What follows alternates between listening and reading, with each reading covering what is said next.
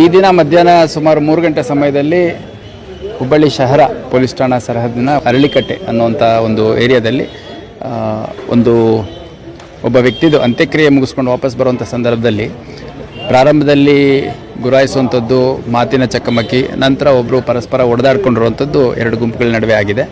ಇವರೆಲ್ಲ ಮೊದಲು ಜೊತೆಗಿದ್ದಂಥವ್ರು, ನಂತರದಲ್ಲಿ ವ್ಯತ್ಯಾಸಗಳ ಹಿನ್ನೆಲೆಯಲ್ಲಿ ಇತ್ತೀಚಿನ ವರ್ಷಗಳಲ್ಲಿ ಒಬ್ರಿಗೊಬ್ಬರು ವಿರೋಧಿ ಗುಂಪುಗಳಾಗಿದ್ದಾರೆ ಅನ್ನೋಂಥದ್ದು ನಮಗೆ ಸದ್ಯಕ್ಕೆ ತಿಳಿದು ಬಂದಿದೆ.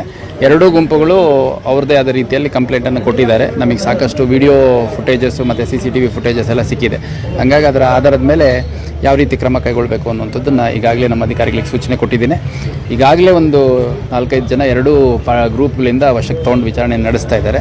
ಯಾವ ಕಾರಣಕ್ಕಾಯಿತು, ಯಾರ ಹಿನ್ನೆಲೆ ಏನು, ಮತ್ತಿದ್ರ ಹಿಂದೆ ಯಾರ್ಯಾರಿದ್ದಾರೆ, ಮತ್ತು ಅಲ್ಲಿ ಭಾಗವಹಿಸಿದಂಥವ್ರು ಯಾರ್ಯಾರು ಅನ್ನೋದೆಲ್ಲ ಸಮಗ್ರವಾದಂಥ ಒಂದು ತನಿಖೆಯನ್ನು ಮಾಡಿಬಿಟ್ಟು ಯಾರ್ಯಾರು ಈ ಕೃತ್ಯಕ್ಕೆ ಕಾರಣರಾಗಿದ್ದಾರೆ ಅವರೆಲ್ಲರನ್ನೂ ಅರೆಸ್ಟ್ ಮಾಡುವಂಥ ಕೆಲಸ ಮಾಡ್ತೀವಿ. ಈ ಕಲ್ಲುಗಳಿಂದ ಹೊಡೆದಾಡಿದ್ದಾರೆ, ಬಡಿಗೆಯಿಂದ ಹೊಡೆದಾಡಿದ್ದಾರೆ, ಮತ್ತು ಒಬ್ಬ ವ್ಯಕ್ತಿ ಒಂದು ತಲ್ವಾರ್ ರೀತಿ ಇಟ್ಕೊಂಡಿರುವಂಥದ್ದು ಕೂಡ ಕಂಡು ಬಂದಿದೆ. ಅದರಲ್ಲಿ ಅಸಾಲ್ಟ್ ಆಗಿರುವಂಥದ್ದು ಯಾವುದೂ ಇಂಜುರೀಸ್ ನಮಗೆ ಸದ್ಯಕ್ಕೆ ಕಂಡು ಬಂದಿಲ್ಲ, ಬಟ್ ಅದನ್ನು ಜಳಪಿಸಿರುವಂಥದ್ದು ಕಂಡು ಬಂದಿದೆ.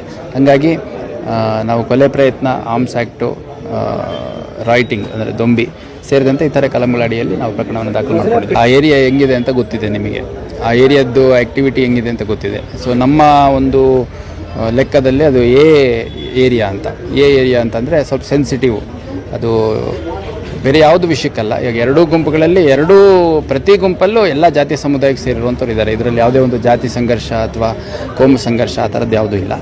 ಸೊ 2 ಗ್ರೂಪ್ಗಳು ಅವ್ರಿಗೆ ಭಾಳಷ್ಟು ದಿವಸದಿಂದ ವೈಮನಸ್ಸಿತ್ತು ಅನ್ನುವಂಥದ್ದು. ಅದರಲ್ಲಿ ಭಾಳಷ್ಟು ಜನರನ್ನು ನಾವು ಈಗಾಗಲೇ ಬೇರೆ ಬೇರೆ ಪ್ರಕರಣಗಳಲ್ಲಿ ಅರೆಸ್ಟ್ ಮಾಡಿದ್ದೀವಿ. ಕೆಲವ್ರ ಮೇಲೆ ಎಕ್ಸ್ಟರ್ಮೆಂಟ್ ಮಾಡಿದ್ದೀವಿ, ಕೆಲವ್ರ ಮೇಲೆ ಗೂಂಡಾ ಆ್ಯಕ್ಟನ್ನು ಮಾಡಿದ್ದೇವೆ ಆ ಗುಂಪಿನ ಸದಸ್ಯರುಗಳ ಮೇಲೆ. ಅಷ್ಟಾಗಿಯೂ ಕೂಡ ಒಂದು ಘಟನೆ ನಡೆದಿದೆ. ಈ ರೀತಿ ಮತ್ತೆ ಮರುಕಳಿಸಿದ ರೀತಿಯಲ್ಲಿ ಯಾವೆಲ್ಲ ರೀತಿಯಲ್ಲಿ ನಾವು ಕಾನೂನು ರೀತಿ ಕ್ರಮ ಕೈಗೊಳ್ಳಬೇಕು ಅನ್ನೋಂಥದ್ದನ್ನು ತೊಗೊಳ್ಳಲಾಗುತ್ತೆ.